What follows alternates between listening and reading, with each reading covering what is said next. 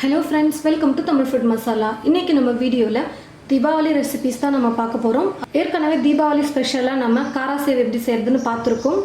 இப்போ இன்னைக்கு நம்ம வீடியோல பட்டர் முறுக்கு எப்படி செய்யறதுன்னு பார்க்கலாம் வாங்க. நான் இந்த கப்ல 2 கப் அளவுக்கு நான் அரிசி மாவு எடுத்து வச்சிருக்கேன். பச்சரிசியை ஒரு 2 மணி நேரத்துக்கு நல்லா ஊற வச்சிட்டு அதுக்கு அப்புறமா வெயில்ல நல்லா காய வச்சு எடுத்துக்கோங்க. அரிசி வந்து ரொம்ப நல்லா காயணும்.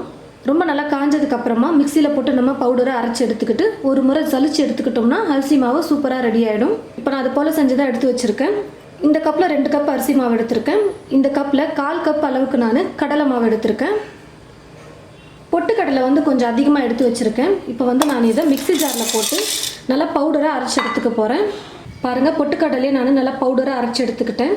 நான் வந்து நிறையவே அரைச்சி எடுத்து வச்சுருக்கேன். நம்ம வந்து நிறைய முறுக்கு வெரைட்டிஸ்லாம் நம்ம செய்வோம். அப்பப்போ நம்ம பொட்டுக்கடலையே அரைச்சி எடுக்கிறதுக்கு பதிலாக இப்போவே நம்ம மொத்தமாக அரைச்சி ஸ்டோர் பண்ணி வச்சுக்கிட்டோம்னா முறுக்கு செய்யறதுக்கு ரொம்ப ஈஸியாக இருக்கும். பொட்டுக்கடலை மாவு வந்து நான் ஒரு 3 ஸ்பூன் சேர்த்துக்க போகிறேன். சீரகம் கொஞ்சம் சேர்த்துக்கிறேன். உப்பு தேவையான அளவுக்கு சேர்த்துக்கிறேன். சீரகத்துக்கு பதிலாக நம்ம எள்ளு கூட சேர்த்துக்கலாம். நான் வந்து சீரகம் சேர்த்துருக்கேன். வெண்ணெய் வந்து நான் 2 ஸ்பூன் சேர்த்துக்க போகிறேன். இந்த மாதிரி ஒரு 2 கட்டி எடுத்துக்கிட்டால் போதும் வெண்ணெய். இப்போ எல்லாத்தையும் சேர்த்து நல்லா மிக்ஸ் பண்ணி விட்டுக்கலாம். ஃபஸ்ட்டு எல்லா மாவுமே ஒரு முறை நம்ம சலிச்சு எடுத்துக்கிட்டோம்னா ரொம்ப நல்லாயிருக்கும்.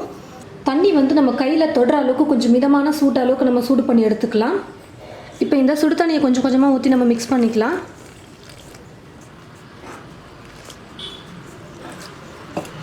பாருங்கள், நல்லா நைஸாக நான் மிக்ஸ் பண்ணிக்கிட்டேன். இந்த மாதிரி நம்ம மாவை மிக்ஸ் பண்ணணும், அப்போ தான் நல்லா வரும் முறுக்கு. சும்மா கையை நம்ம வச்சு ப்ரெஸ் பண்ணோம்னா மாவு வந்து உள்ளே போகணும். அந்த அளவுக்கு தான் நம்ம மிக்ஸ் பண்ணணும். ரொம்ப இலக்கமாக மிக்ஸ் பண்ணிட்டிங்கன்னா முறுக்கு வந்து கரெக்டான பதத்தில் வரவே வராது. அதே சமயம் ரொம்ப கெட்டியாக மிக்ஸ் பண்ணிட்டோம்னா நம்மளால் ப்ரெஸ் பண்ண முடியாது.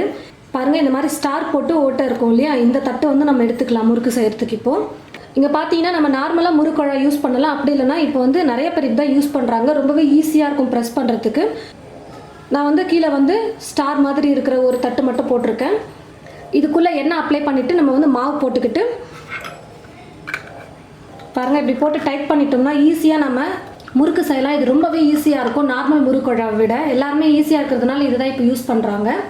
கடாயில் எண்ணெய் ஊற்றி வச்சுட்டு எண்ணெய் நல்லா சூடு ஏறினதுக்கப்புறமா இப்போ நம்ம எண்ணெயில் போட்டு நம்ம முறுக்கு செஞ்சு எடுத்துடலாம். இப்போ நம்ம வந்து பட்டர் முறுக்கு தான் செய்கிறோம், அதனால் நமக்கு ஷேப் தேவையில்லை. நம்ம சும்மா நம்ம அப்படியே போட்டு உடச்சி விட்டுக்கலாம். முறுக்கு வந்து கொஞ்சம் வெந்ததுக்கப்புறமா நம்ம திருப்பி போட்டுக்கலாம். எல்லா பக்கமும் நல்லா ஈவனாக வெந்து வரணும். பாருங்கள், நல்லா வெந்துருச்சு. இப்போ நான் எடுத்துக்கிறேன். நான் வந்து இப்போ கொஞ்சம் பெருசாக போட்டிருந்தேன். இப்போ உங்களுக்கு சின்ன சின்னதாகவே வேணும்னா நீங்கள் ப்ரெஸ் பண்ணிவிட்டு லைட்டாக பாருங்கள், இந்த சைஸில் நீங்கள் கட் பண்ணி விட்டுக்கோங்க. இந்த மாதிரி பண்ணோம்னா நம்ம உடைக்கவே தேவையில்ல. முறுக்கு வந்து பர்ஃபெக்டாக வரும். இந்த மாதிரி செஞ்சோம்னா பாருங்கள், நல்லா வெந்துருச்சு. இப்போ நான் ஒரு பிளேட்டில் சேஞ்ச் பண்ணிக்கிறேன். இது வந்து நம்ம சின்ன சின்னதாகவே போட்டிருக்கிறதுனால பார்க்கவே சூப்பராக இருக்கும். நம்ம உடைச்செல்லாம் விட தேவையில்ல. முறுக்கு வந்து இப்போ நம்ம இந்த மாதிரியே செஞ்சு எடுக்கலாம் ரவுண்டாக. பாருங்கள், இது வந்து பார்த்திங்கன்னா கொஞ்சம் பொறுமையாக நம்ம ஒரு பிளேட்டில் எண்ணெய் தடவிக்கிட்டு ரவுண்டாக நம்ம செய்யணும். நிதானமாக அப்படியே நம்ம ரவுண்டாக சுற்றிட்டே வந்தோம்னா கரெக்டாக பர்ஃபெக்டாக ரவுண்ட் ஷேப் வரும் நமக்கு.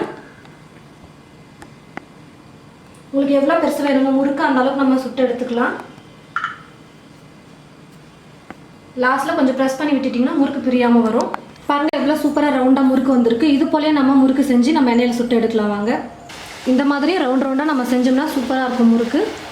உங்களுக்கு பட்டர் முறுக்கு எப்படி வேணுமோ அது போல் நீங்கள் செஞ்சு எடுத்துக்கலாம். முறுக்கு நல்லா வெந்துருச்சு. இப்போ நான் எடுத்துக்கிறேன். பாருங்கள் ஃப்ரெண்ட்ஸ், பட்டர் முறுக்கு நம்ம ரெடி பண்ணிட்டோம். ரொம்பவே சீக்கிரமாக ஈஸியாக செய்யக்கூடிய ரெசிபி தான். தீபாவளிக்கு நம்ம இது போல் ரெசிபிஸ்லாம் நிறையா செஞ்சோம்னா சாப்பிட்றதுக்கு ரொம்பவே சூப்பராகவும் டேஸ்டியாகவும் இருக்கும். வீட்டுக்கு வர கெஸ்ட்டுக்கும் நம்ம சூப்பராக ரெசிபிஸ்லாம் நம்ம செஞ்சு அசத்தலாம். நான் வந்து இது போல் நீட்டாகவும் செஞ்சுருக்கேன். அதுக்கப்புறம் இது போல் ரவுண்டாகவும் முறுக்கு போலே நான் செஞ்சுருக்கேன். பாருங்கள், உங்களுக்கு எந்த ஷேப் வேணுமோ அது போல் நீங்கள் செஞ்சுக்கோங்க. கொஞ்சம் குட்டியாக நான் வந்து சின்னதாக செஞ்சுருக்கேன். இந்த போல் முறுக்கு நல்லா கிறிஸ்பியாக மொறுன்னு சூப்பராக இருக்குது. பாருங்கள்,